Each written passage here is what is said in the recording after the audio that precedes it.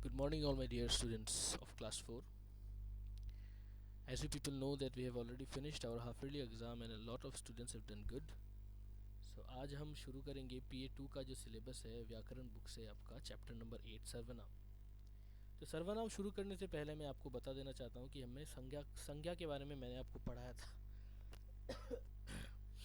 और संज्ञा के बारे में मैंने आपको बताया था कि संज्ञा किसी भी तरह के नाम को, किसी भी चीज़, जगह, स्थान, व्यक्ति, जानवर, पेड़ पौधे, हर किसी के नाम को, हर तरह की चीज़ों के नाम को हम संज्ञा कहते हैं। अब हम जानेंगे इस पाठ में सर्वनाम के बारे में। तो देखिए, जैसे कि लिखा है, सर्वनाम को अंग्रेजी में प्रोनाउन कहा जाता है और सबका नाम सर्वनाम संज्ञा का ये लेते स्थान, मतलब ये संज्ञा का स्थान ले लेते हैं। तो चलिए देखते हैं किस तरह से ये संज्ञा का स्थान लेते हैं। तो देखिए, यहाँ पर दो चित्र दिया गया है। पहला चित्र में कुछ बच्चे गेंद खेल रहे हैं, जैसे निशा, अंबिका और अनुज पार्क में है, वे फुटबॉल खेल रहे हैं। तो निशा, अंबिका और अनुज पार्क में क्या खेल रहे हैं? फुटबॉल खेल रहे हैं, वे फुटबॉल खेल रहे हैं। फिर साक्षी का जन्मदिन है, उसने कुछ दोस्तों को बुलाया है। तो जैसे कि यहाँ पर आप देख सकते हैं, निशा, अंबिका और अनुज के स्थान पर वे लिखा गया है। उसी प्रकार साक्षी का जन्मदिन है, साक्षी के स्थान पर नीचे वाले वाक्य पे उसने लिखा गया है।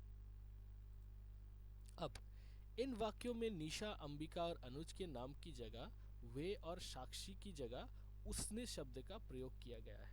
संज्ञा नाम की जगह आए वे, उसने जैसे शब्द सर्वनाम कहलाते हैं। तो सर्वनाम किन्हें कहलाते हैं? जो कि निशा, अंबिका और अनुज, जो कि ये बच्चों के नाम हैं, उनके जगह वे और उसने लिखा गया है। तो संज्ञा के स्थान पर प्रयोग किए गए शब्दों को ही हम सर्वनाम कहते हैं। अब संज्ञा शब्दों या नामों का बार बार प्रयोग करने से भाषा कुछ अटपटी सी लगती है। सर्वनाम शब्दों का प्रयोग करने से भाषा सरल और सुंदर लगने लगती है या लगती है। तो लिखा गया है कि संज्ञा शब्दों का जो नाम है, संज्ञा शब्दों या नामों का बार बार प्रयोग करने से भाषा कुछ अटपटी सी लगती है। तो अटपटी मतलब यहाँ पर कुछ ठीक नहीं लगना, कुछ अजीब लगना। जैसे मैं अगर आपको कहूँ कि राम एक अच्छा लड़का है, राम एक अच्छा लड़का है, राम खाना खा रहा है, राम बहुत लंबा चौड़ा है। तो अगर मैं राम राम राम शब्द को बार बार इस्तेमाल करूं तो ये कुछ अटपटा और अजीब सा लगेगा। तो राम की जगह पर मैं वह या उसके या उसने भी प्रयोग कर सकता हूँ। तो संज्ञा की जगह पर जो भी हम शब्दों का प्रयोग करते हैं, उन्हीं शब्दों को हम सर्वनाम कहते हैं।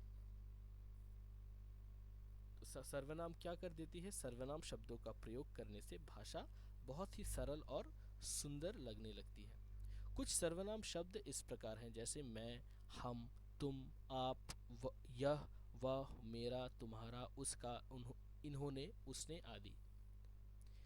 अब देखिए, सर्वनाम शब्द के बारे में कुछ परिभाषाएं लिखे हैं, जैसे जिन शब्दों का प्रयोग संज्ञा के स्थान पर किया जाता है उन्हें सर्वनाम कहते हैं। तो सर्वनाम किन्हें कहते हैं? जिन शब्दों का प्रयोग संज्ञा के स्थान पर किया जाता है उन्हें हम सर्वनाम कहते हैं। अब सर्वनाम शब्दों में भी एक वचन, बहुवचन होते हैं। सब सर्वनाम शब्दों में भी एक वचन और बहुत से बहुवचन होते हैं। चलिए हम देखते हैं। जैसे मैं का बहुवचन हम, उसी प्रकार तुम सब, तुम लोग, यह, ये, वह, वे, इसे, इन्हें, उसने, उन्होंने, आप सब, आप लोग, इसका, इनका, उस, उन, उसका, उनका, उसे, उन्हें, इसने, इन्होंने। तो यहाँ पर हमने कुछ सर्वनाम शब्दों के एक वचन और बहुवचन शब्दों के रूप जाने।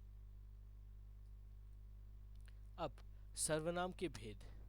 तो देखिए, सर्वनाम शब्दों को उनके प्रयोग के आधार पर 6 भेदों में बांटा गया है। तो मतलब सर्वनाम शब्द के कुल 6 भेद होते हैं। क्या क्या? पहला है पुरुषवाचक, फिर निश्चयवाचक, फिर अनिश्चयवाचक, चौथा है प्रश्नवाचक, पांचवा है निजवाचक, छठा है संबंधवाचक। मैं फिर से पढ़ देता हूँ सर्वनाम के भेद। सर्वनाम शब्दों को उनके प्रयोग के आधार पर 6 भेदों में बांटा गया है। जैसे पहला है पुरुषवाचक सर्वनाम, दूसरा है निश्चयवाचक सर्वनाम, तीसरा है अनिश्चयवाचक सर्वनाम, चौथा है प्रश्नवाचक सर्वनाम, पांचवा है निजवाचक सर्वनाम, फिर छठा है संबंधवाचक सर्वनाम। तो इन्हीं के बारे में हम दूसरे क्लास में इन सभी की जानकारी प्राप्त करेंगे। तब तक के लिए मैं यहीं पर आज की कक्षा समाप्त करता हूँ। धन्यवाद।